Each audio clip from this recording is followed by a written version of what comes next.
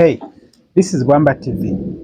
Uganda is going to the polls in 2026. To be specific, the presidential and parliamentary elections in Uganda are happening in January 2026. And we are here to give you the updates as usual.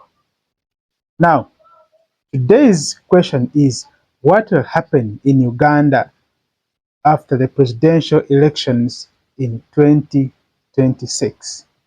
Now, before we answer that question, allow me to give you a brief background about Uganda. These are the facts about Uganda that you actually do not know about. 1.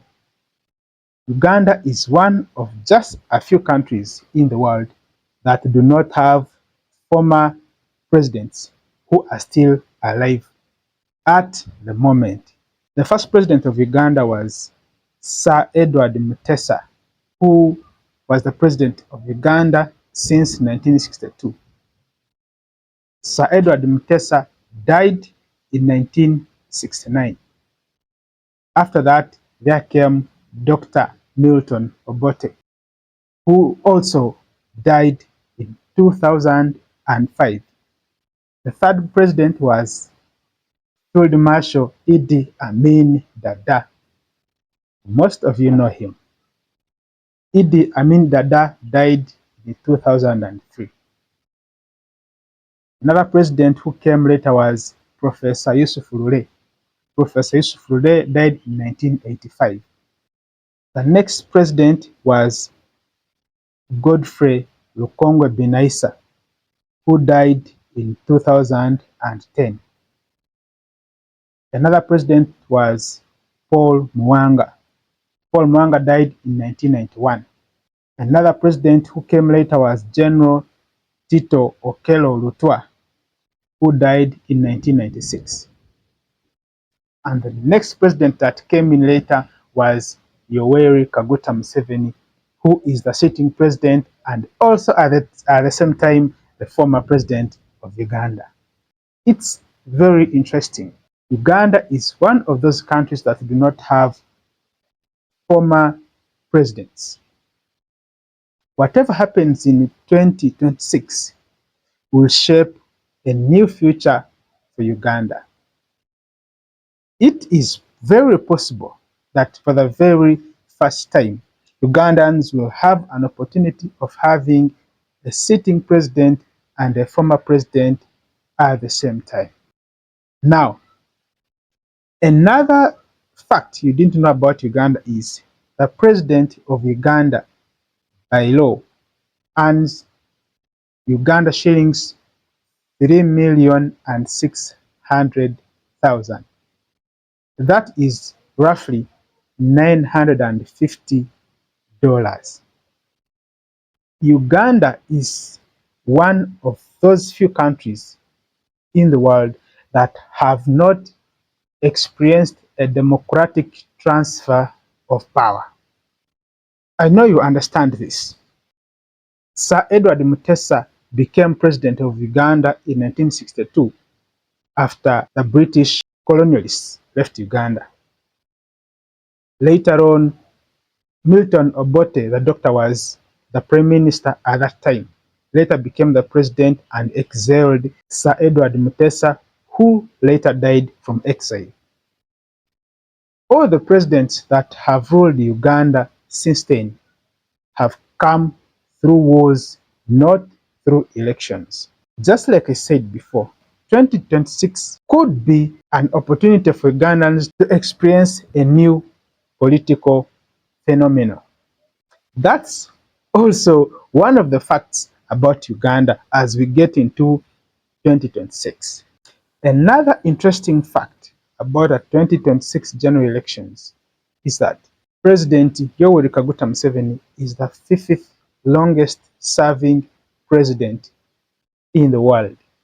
And the first longest serving president in the world is Paul Biya of Cameroon, who is also the oldest serving president at the moment at the age of 92. Yoweri Kaguta Museveni became the president of the Republic of Uganda on the 26th of January 1986. As we talk now, we are in 2025, almost 39 years when he's still in power. Whatever happens in 2026 will determine whether we are going to have the fifth longest serving president in the world or maybe some other thing. Last time I talked about the presidential candidates that are participating in the 2026 general elections in Uganda. And for the interest of time, I want to concentrate on just a few of them. It's a fact that in the presidential trail, there are some presidential candidates that have totally disappeared. They are nowhere to be seen. You can't even imagine where they are right now. But the most outstanding ones at the moment is President Yoweri Kaguta Museveni, the presidential candidate for the NRM, who is also the sitting president. Another very influential candidate at the moment is Honorable Robert Kyagulanyi Ssentamu, who is the presidential candidate for the National Unity Platform, and he's traversing the country looking for votes. In the 2021 general elections, Robert Kyagulanyi Ssentamu emerged as second. Though up to now, he still alleges that he had won the election, but quote unquote, Museveni's electoral commission refused to announce him. Another presidential candidate on the campaign trail is Mubaraka Munyagwa.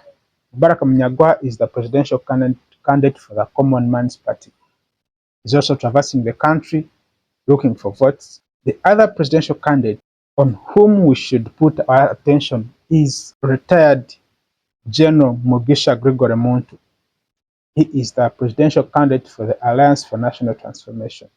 We also have Honorable Nandala Mafabi. Mafabi is the presidential candidate for the Forum for Democratic Change. We shall talk about the others later, but let's talk about President Museveni for now. President Museveni has been in Western Nile canvassing for votes. He was in Arua, Nebbi, Adjuman, Obongi, and all those other districts in the West Nile sub-region. Then he went to the Acholi sub-region where he passed through Gulu and all the surrounding districts.